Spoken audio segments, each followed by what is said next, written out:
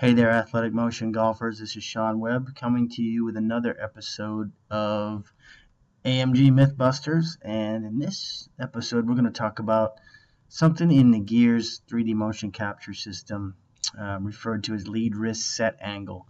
And that is this angle between the lead arm and the club. This is called offset angle. It could be called a few different things, but this area here, this shaded area, the angle of that.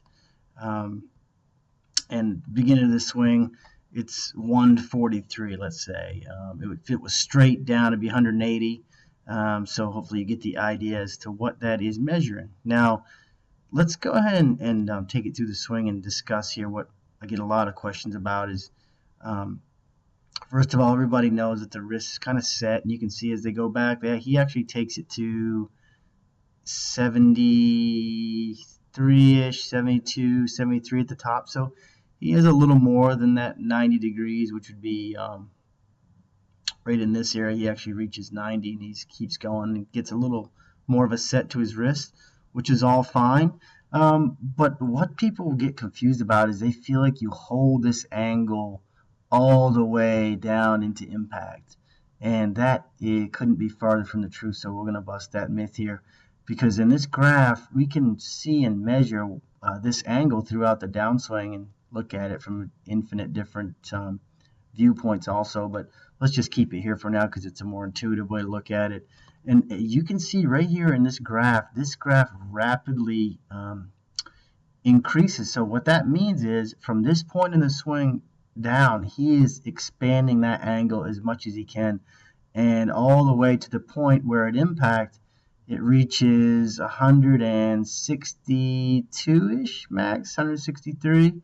And at the beginning of the swing, it was 143. So he's actually expanded that angle more than even when he set up to address. You can see the peak of this graph is a little higher than it was when it started. So let's swing this around.